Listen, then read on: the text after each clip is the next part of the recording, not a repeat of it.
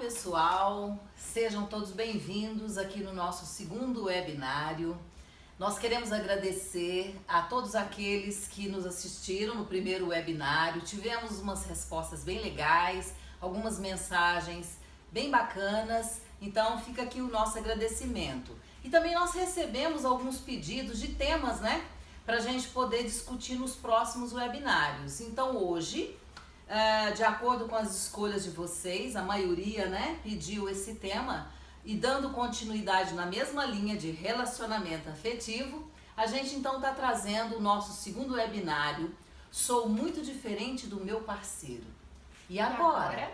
Vamos falar sobre as diferenças que existem entre os parceiros dentro de um relacionamento afetivo. E aí a gente pensa, será que eu tenho que ter os mesmos valores? Será que a gente tem que gostar das mesmas coisas? Será que a gente tem que ter os mesmos hobbies? Será? Então, ao falar sobre diferenças dentro de um relacionamento afetivo, a gente tem que primeiro saber quais são essas diferenças. Antes de saber se dá certo ou não, quais são essas diferenças entre eu e o meu parceiro, né? Então a gente começa falando sobre o autoconhecimento. O quanto é importante a gente se autoconhecer, o parceiro se autoconhecer também, para saber o que é que bate, o que é que não bate, não é? Fala um pouquinho pro pessoal sobre isso. Pois é, então, antes de me mostrar para o outro, eu preciso saber quem eu sou, saber quais são os meus gostos, as minhas preferências, o que eu gosto de fazer, o que eu não gosto, o que me dá prazer, o que me dá tédio, e por aí vai. Isso significa olhar para dentro, é você olhar para dentro de si e saber, antes de tudo, quais são as suas preferências e o seu modo de ver a vida, o seu modo de ver o mundo, não é verdade? Somente depois disso é que eu vou, através do outro, ver qual é o olhar que o outro está tendo com relação a esse meu modo de ser, porque obviamente ele também tem um jeito dele de ser, que necessariamente não vai ser igual ao meu, não é verdade? As pessoas são diferentes, né? Nós somos diferentes, graças a Deus, né? Então, assim, é muito importante que a gente olhe, tenha esse olhar voltado para dentro e se assuma, né? Se assuma na sua forma de ver o mundo. Quando eu me conheço, me autoconheço, eu também tô me empoderando, né? Então, quais são os meus valores? Quem eu sou? O que eu acredito? Qual é o meu limite? Até onde eu posso ir em prol do outro? Tudo isso é muito importante a gente saber quando a gente está se relacionando com alguém. Até que ponto, óbvio que tem que existir aquela flexibilidade. Eu abro mão aqui um pouquinho, ela vai abrir mão ali um pouquinho, mas é uma flexibilidade que não pode tirar a minha saúde emocional e psíquica também, né? Então, qual é o meu limite? Até onde eu consigo ir em prol dessa relação? Quando eu me conheço, eu amplio a minha consciência sobre mim mesmo e eu percebo que eu sou muito mais do que eu achava que eu era e às vezes muito mais do que eu mostro pro outro, que eu mostro pra sociedade. E aí a gente entra na questão de máscaras agora. Quem eu sou? Será que eu sou isso ou isso daqui é minha máscara? Né? Fala pro pessoal um pouquinho sobre as nossas máscaras, mãe. Pois é, gente. Existem algumas ocasiões na vida da gente em que a gente precisa de verdade manter uma determinada postura de comportamento em alguns locais determinados, como por exemplo no seu trabalho, não é? No ambiente social, quando você está, né, em algumas ocasiões mais formais. Enfim, existem alguns lugares em que nós podemos passar uma imagem idealizada de quem nós não somos, mas que naquele momento é adequado, né? Agora, o que acontece nos relacionamentos afetivos? É muito comum que a gente, quando conhece uma pessoa, principalmente no início do relacionamento, que a gente queira passar uma imagem para eles, fazer tipo, né? Mostrar uma imagem de quem no fundo nós não somos, mas que a gente faz questão de mostrar que é. Por várias razões. Na verdade, a máscara ela é um mecanismo de defesa para a gente poder esconder do outro as nossas próprias fragilidades. Só um adendo, é tudo muito inconsciente. Sim. Tá, gente? É tudo muito inconsciente, não é proposital e a gente não percebe que faz isso. Embora alguns percebam sim, mas enfim, né? Na maioria das vezes não. Aí o que ocorre? A gente começa a conhecer uma pessoa, vamos supor, a Alessandra conheceu uma pessoa na balada. Aí ela quer passar para ele uma imagem de que ela é uma pessoa bem resolvida na vida, né? Uma pessoa empoderada, independente, enfim. E aí o que que acontece? Aquela pessoa que ela conheceu pode sair dali com uma impressão e dizer assim, poxa, conheci uma garota na balada que é ela, é a mulher da minha vida. Olha, independente, bem resolvida, sabe o que quer, determinada, se dá bem profissionalmente, segura, né? E mal sabe ele que quando ela volta para casa, pode ser que ela não seja bem aquilo que ela passou para ele, mas ela vestiu uma máscara provisória para poder se defender exatamente dessa fragilidade dela. E qual seria essa fragilidade dela? Insegurança. Então ela se empodera momentaneamente de uma imagem idealizada que ela gostaria de ser, mas não é. Compreende? Então isso aí pode levar ao outro a impressão de que eu sou alguém que eu não sou, não é? E que depois, o que é mais sério ainda, pode vir a me frustrar, porque eu mostrei para o outro alguém que eu não era. E aí depois como é que eu vou sustentar isso na relação? Se ela ficar mais duradoura, não tem como eu sustentar isso. A máscara vai cair. A gente vê muito isso nas festinhas e nas baladas da vida. Imagina. O pessoal aí mais jovem vai saber bem do que eu tô falando. Quando a gente conhece uma pessoa na balada, por exemplo, tem todo aquele ar da mulher sexy ou do homem sedutor, aquele jogo da paquera, né? Ok, que máscara maravilhosa. Aí depois que você começa a conhecer a pessoa um pouquinho mais a fundo, você vê o quê? O poço da baixa autoestima, muitas vezes. O poço da insegurança. E cadê aquele homem sedutor, seguro de si? Aquela mulher sedutora, confiante. Gente, ó, vai por água abaixo. O príncipe vira sapo. Exatamente. Pra gente passar pro próximo tópico. Primeiro ponto, gente, se autoconhecer. Segundo ponto, abaixar as máscaras. Lembrando que as máscaras também são importantes para que a gente consiga viver em sociedade. A gente não está recriminando as máscaras aqui. Mas no relacionamento afetivo tem uma hora que ela tem que abaixar, que é esse momento que a gente está falando. E em terceiro, se mostrar inteiramente para o meu parceiro. Então, agora que eu já sei quem eu sou, eu posso me escancarar para o meu parceiro, não é? Gente, uma coisa que é muito interessante que eu li no livro uma vez, que eu vou até indicar para vocês, Amar e Ser Livre, do Prem Baba. Lá ele fala da importância da gente se revelar para o outro. A paixão só vira amor a partir do momento que eu me revelo inteiramente para o meu parceiro. A gente sabe que não é tão simples assim ter a coragem, né, gente, de se mostrar para o outro.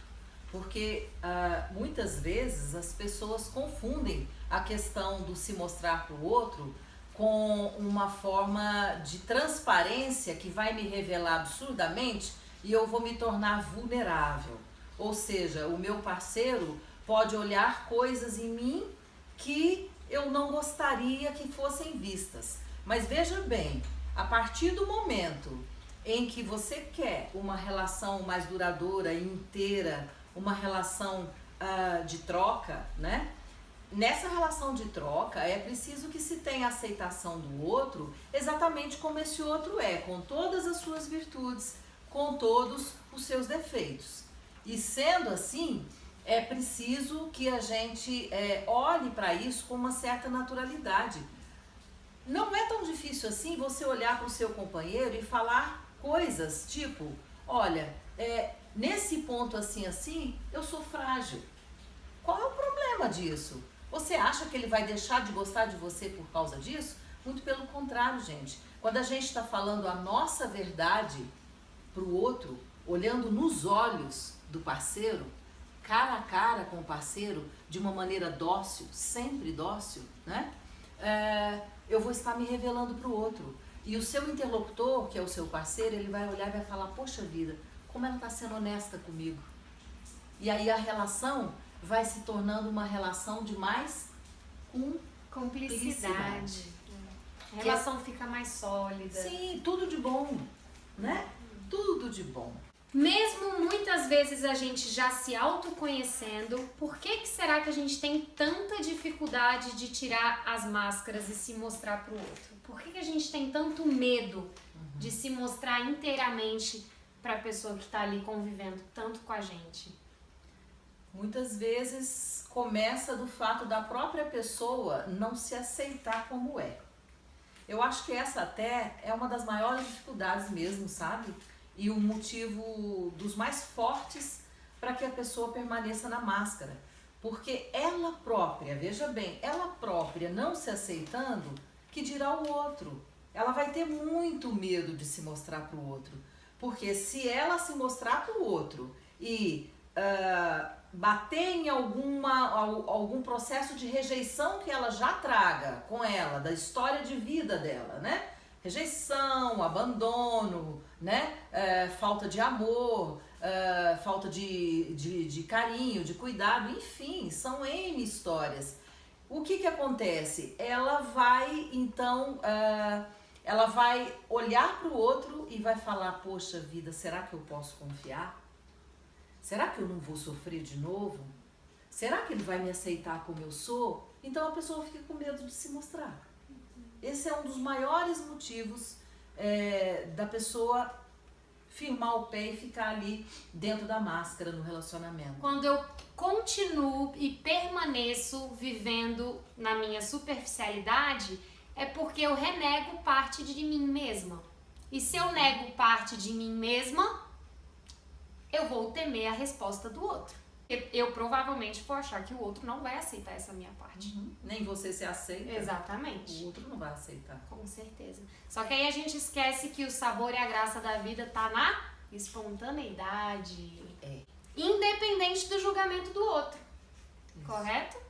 Seja espontâneo, seja você. Esquece o que o outro tá pensando. E aí, a partir do momento que eu me aceito, eu fico apto para me mostrar pro outro. O julgamento do outro você deixa com o outro, né? É o parâmetro dele, é a forma dele de ver o mundo. Não tem que necessariamente ser a sua forma de ver. Aliás, é bom lembrar que a gente só perde a espontaneidade quando a gente não tem confiança no outro, né? Porque quando a gente confia no outro é mais fácil da gente ser espontâneo, não é isso?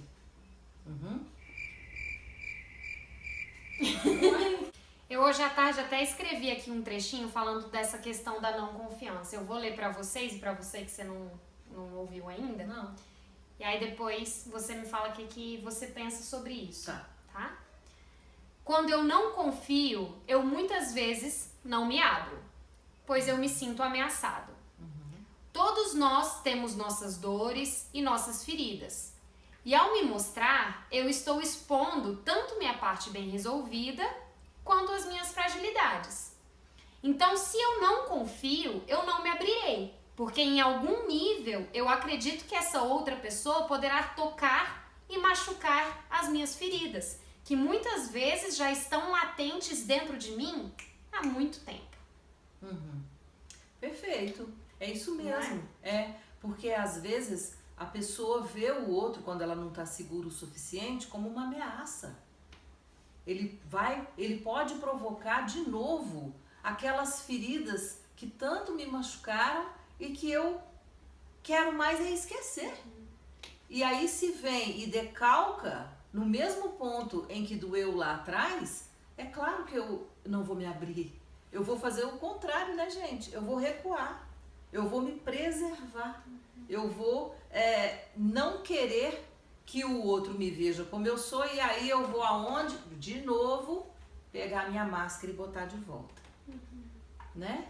É sofrido, mas é real, gente. É assim que acontece. Então, isso aí que você escreveu é perfeito. E é importante, porque quando a pessoa tem medo dessa resposta do outro, infelizmente, ela não cura a ferida dela. Porque o relacionamento afetivo, ele é uma oportunidade a mais, ou seja, ele é um tremendo material didático para a gente curar as nossas dores lá de trás, tá?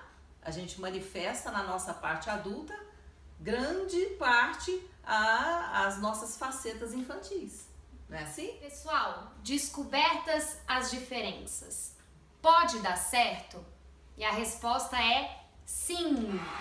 A partir do momento que eu aceito e entendo que tudo bem eu gostar de salada, meu parceiro gostar de pizza, a partir do momento que eu aceito que meu parceiro detesta shopping e que tudo bem também se eu for ao shopping sozinha, for às compras sozinha, ele for para um jogo de futebol. Eu gostar de chopp e ele de Guaraná. Ele de Guaraná. Então, a gente está falando aqui de uma questão chamada respeito à individualidade.